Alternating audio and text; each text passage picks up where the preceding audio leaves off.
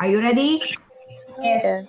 Okay. So pretty much I will just ask the non-pharmacological, non-pharmacological intervention for pain.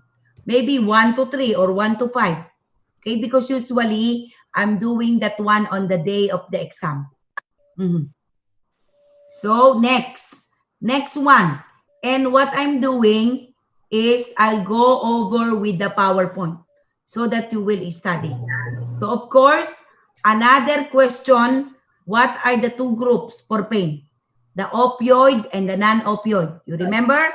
Okay, I want you to study the opioid or the narcotic and what to monitor in opioid. Which is what? What to monitor?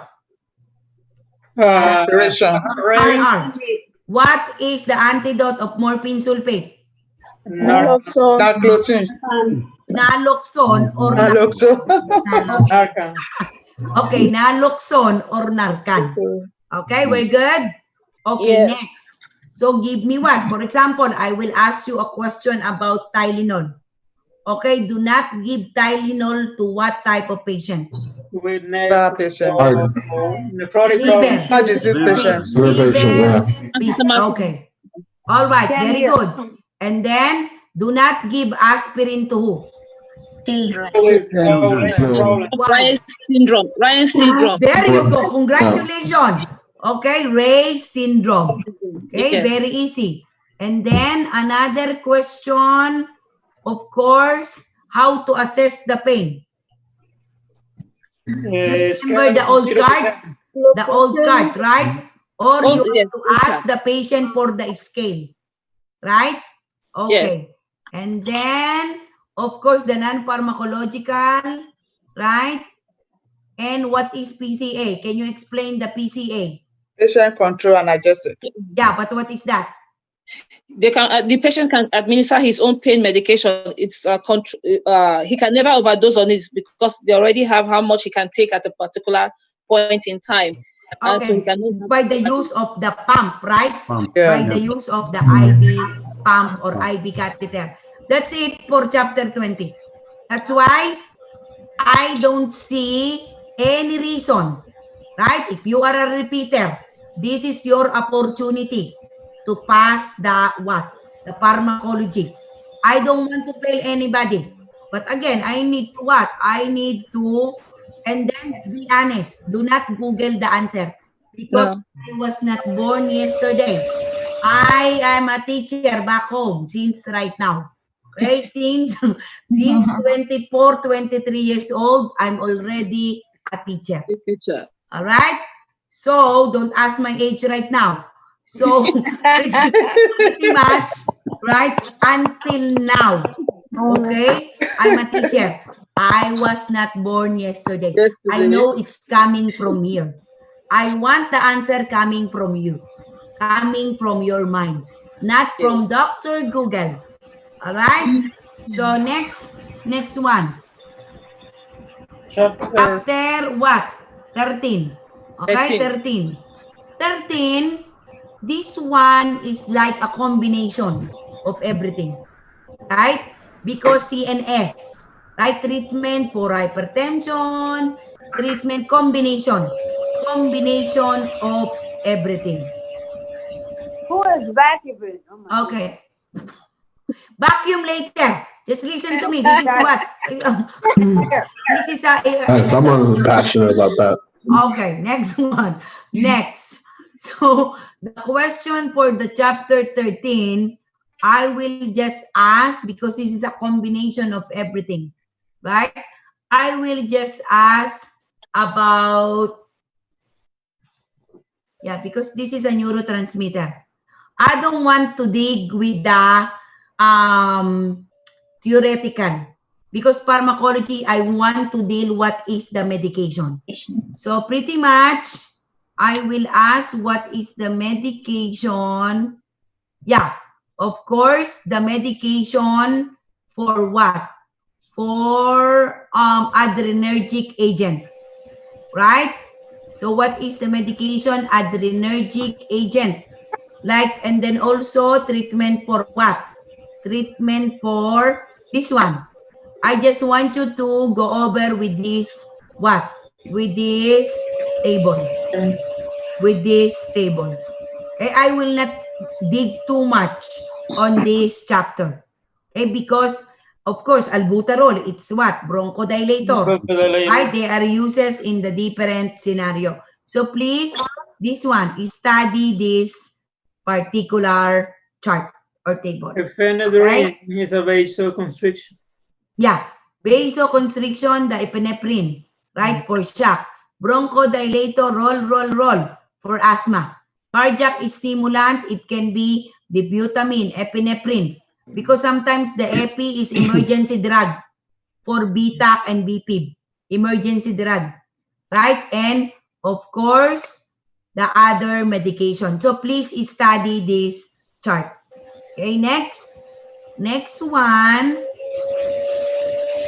My God. Okay, study the what? Olol. The bulol. What is your nursing consideration before giving it? Aside from checking the pulse rate and heart rate for heart medication, of course, check the blood sugar because it will mask the signs and symptoms of what? Hyperglycemia. Okay, very good. Next one. Right? What is cholinergic agent? Okay, cholinergic agent. Cholinergic agent is used for MG and to reverse muscle relaxant. Okay, what is cholinergic agent? And usually, when you say cholinergic agent, what do you mean? The vasodilation. Okay, vasodilation. Very good. Okay. And treatment for a different scenario. Okay? Treatment, and also when they will go to the what? To the surgery, to what? So that to decrease the salivation. what? Yeah, very good. Very good. Okay, so I will not dig too much. For whatever I told you, I'm very honest. Whatever I told you, the study guide, it will be there. Okay, next one. Chapter 14. 14, I will dig a little bit. Okay, please mute your mic. We're almost done. After that one, you can do whatever you want. Okay, so drug use for sleep. The benzodiazepine and the non-benzodiazepine. Okay, benzodiazepine, again, is the pam. Sulam. Right? Sedation. And also, treatment for insomnia is the what? Non-benzodiazepine, Bal, Buspar, Ambien, Lunesta. Okay? Buspar, Ambien, Lunesta. I'm more on the medication. What is the antidote of what? Benzodiazepine. Flumaxinil. Okay? Flumaxinil. That's Okay? the antidote. Yeah, antidote. I will ask that one, flumaxinil. And then nursing intervention for what? If the patient is taking sedative or the benzodiazepine or for insomnia, what is your nursing consideration? Okay, this is the part 1. So maybe 1 to 3 or 1 to 4. Okay? 14. Very easy. Okay, next one. Benzodiazepine. I already told you about the benzodiazepine. Okay? Pam. Sulam. And then, of course, benzodiazepine is Bal, Buspar, Ambien, Lunesta. All right? Chapter 14. 15. 15, our favorite what? Levodopa, carbidopa. Parkinson. What is the medication for Parkinson disease? Levodopa, carbidopa. Levodopa. Okay, what to check? What to avoid? Okay, what to avoid for what? So what is the congentin? To prevent what? To prevent Injuries. Okay, EPS. Provide safety. Yeah. And then also, just in case, what are the signs and symptoms of what? Of Parkinson disease. Okay, and then what is the etiology of Parkinson disease? Dopamine, depletion of dopamine. Levodopa, carbidopa. Aside from levodopa, carbidopa, what is the other name? Apomorphine. And what is the antagonist? Antagonist or the antidote is the congentin. Okay, not really. I don't think so. It's an antidote. You know, not really an antidote. I'm sorry. It's about like you have to give congentin to prevent EPS. Okay? And then what to check for what? If the patient is taking levodopa. Of course, the BP. Okay? Because again, Parkinson disease can lead to what? Orthostatic hypotension.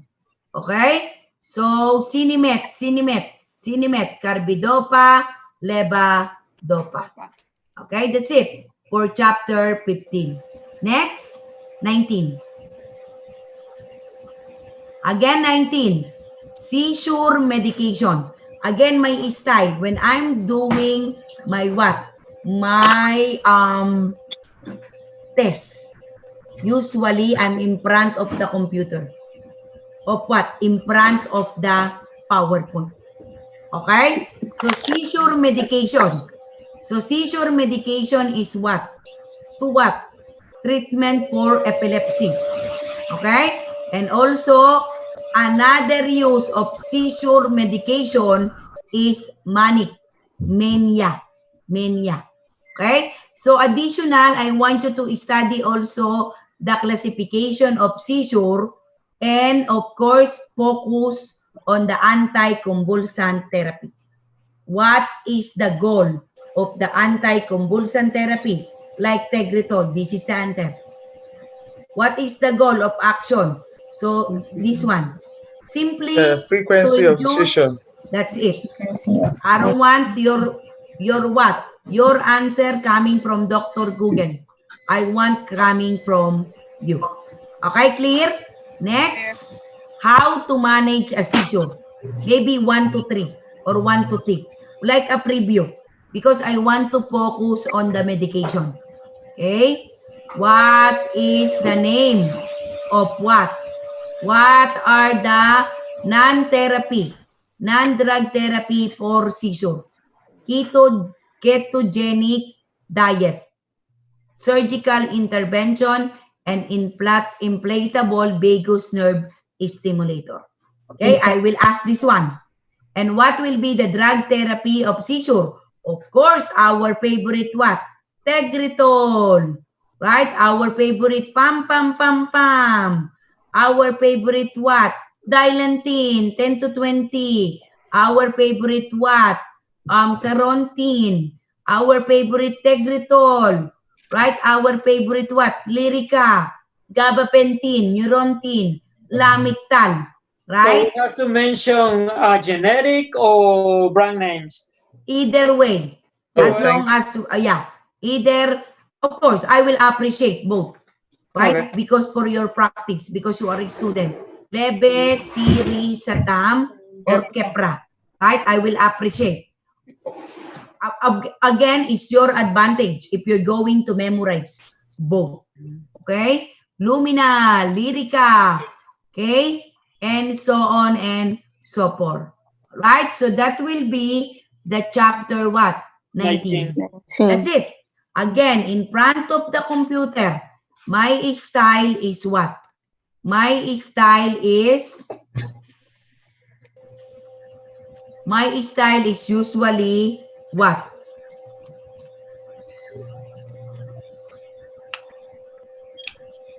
My style is I'm in front of the computer. Okay? So are we good? Yes or no? Yes. Okay, any question for now? So you can ask question right now. So I want everything to be clear. Okay, and then also listening. Sometimes, you know, if you're asking question, repetition, it's not, I mean, it's okay. But sometimes you have to what? You have to you know. Sometimes, yeah, because sometimes listening is a skill and a sign of intelligence. And the good thing with your group is they are very what? Very, very friendly and very helpful. But sometimes I don't want also your classmate will be what? Will be irritated because of the same question. Right? Your group is very good. Right? That's why I'm telling to myself, oh my God, they are helping each other big time. Okay? They are what? They are very, very helpful to each other. Okay? So any question right now, you can ask me a question right now or your classmate can help you. Any question? How to manage scissor? What's that? How to manage scissor? Okay, how to manage seizure? Anybody from the class? Safety first. The diet, that's non-pharmacological, very good. Ketogenic diet, right? But again, how to manage seizure safety is our priority. You have to protect the head, Protect the right? head. Protect the head. Oh, and then okay. side rails. Sideways. Oh, okay. Side rails, up, Prevents bend in low aspiration. position, right? And then I of course, got you it. have to make sure oxygen and suction equipment will be on the bedside Outside. table. Okay. Okay. What else? You can ask your you can ask question.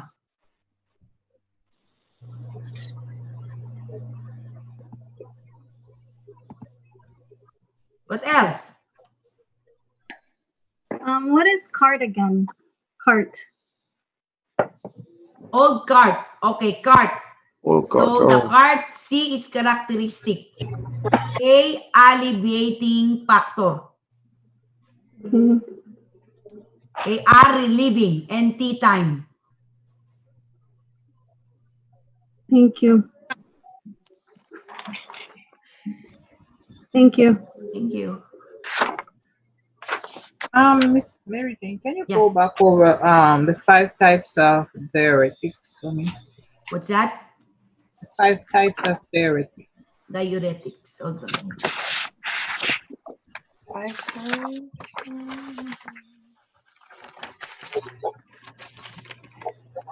That was loop diuretics, Okay, go ahead. Help me. Mhm.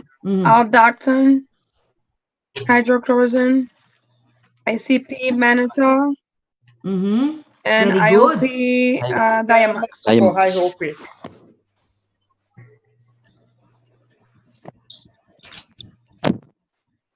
And Marco. Yeah, okay. So what else? Help each other.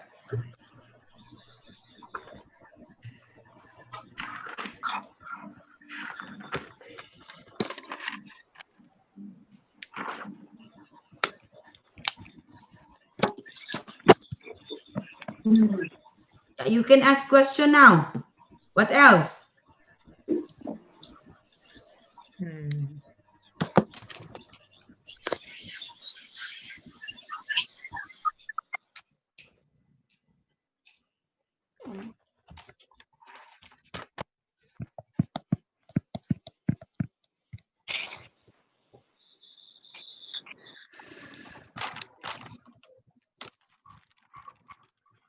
That's it? I think, yeah, That's you it. got it.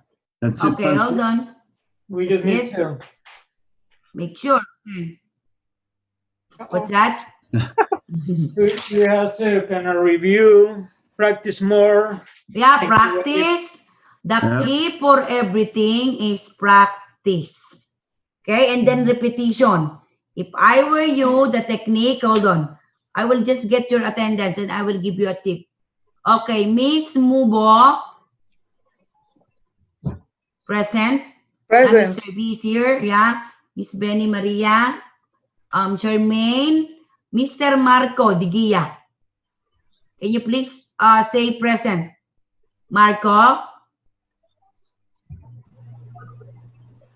Marco? Oh no. Oh. Is Marco is here? Marco? Digia?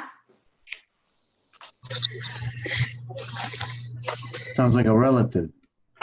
Okay. Next, Mr. De La Cruz James is here. Delgado is Lynn May. Here. Miss May. Miss Angelica. Okay, Miss Micaela. Micaela? Here. Okay. Justina. Present. Miss Evelyn. Here. Mr. Alejandro. Here. Miss Cherie. Present. Okay, Miss Adriana. Here. Mr. Joshua. Here. Mr. Emmanuel. Yeah. Mr. Alvaro. Yes. Mr. Ridolf. Present. Okay, Mr. John. Here. Miss Erica. Okay, next is Star. Star Reeves. R-I-E-B-E-S. No, it's not here. I don't see. Okay. How about Marco? Did you see Marco? No. Yeah. He's here and then I don't know what happened. I just Okay. messaged him right now. Okay, message. Very good. And then Miss Melissa. Here. Okay. And then Miss Saka. Misaka.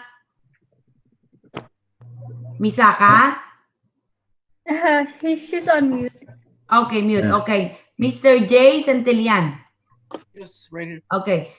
Miss Selby. Present. Okay. Miss I was on Lynn. mute. Okay, I Miss was on Lynn. mute. Okay, that's fine. Miss Lynn. Yes, how are you? Okay, very good. Okay, Miss Torres, Yadira. Here. Okay, and then Rochelle. Mr. Rohel, right? Here, Rohel. yes. Okay, so we're good. So again, as much as possible, you know, I want everybody to be what? To have a passing rate. All of you, right? Again, Thank if you are a repeater, this is your opportunity. But I want an effort. So what I want you to do, so chapter 20, 13, 14, 15, 19, if I were you, go over. One down. Tonight, go over. Okay, tomorrow, go over again. Repetition. And Do we then have update tomorrow, maybe you do ATI. Okay, and then Saturday again, go over again. Right? Repetition. Okay, repetition. And then of course, next week at least we are advanced for the week number 2. Okay? So pretty much that one, I will give you some time to do the last assignment for the 3rd week. Because at least we are advanced. Okay? I have a question. Yeah, sure. Do we have access to all of the recordings from this week? Yeah, I send you right away to your WhatsApp. And the passwords are all there. Yeah, it This should be is the listed thing. on there. So the password, okay. So the password is what? Sometimes it's separate. Right? Yeah, it should be underneath the. Yeah, underneath. Be recording. what? Be careful with your eyes. Underneath. They will, you know, separate when you copy the link. Do not include the password. And then after that, they will ask you the password. And then, of course, separate. Yeah. Okay? So, yeah, I already sent the two what? The 2 recorded material. Right away. If I receive right now, I will send you right away. Sometimes I receive late. That's why I send a little late. Okay, but I don't want to forget that one. That's why I send to your WhatsApp. Okay, any question for now? I will not hold you too long because you have a lot of assignment. Right? Any question? The ATI is very important. ATI. Divide your time. But if you are intelligent, what I want you to do, if you are like a wise, go over. Sometimes, if I have an extra time, I will do an advance. Advance what? Like a preview. I will do advance. You know? So that for what? For repetition. Okay? So we're good. And then for the ATI, very important. You have a very good ATI. I saw your ATI. Very, very what? Good explanation and good material. Okay, so are we good? Any question for now? Very good. No. Okay, yeah. Do we have everybody's number to add to WhatsApp? You know, the new people. Yes, yes, thank you. Yeah, I'm already in. Thank you. Okay. Okay, so we're good. Okay. So okay. So I will not hold you too long. If you want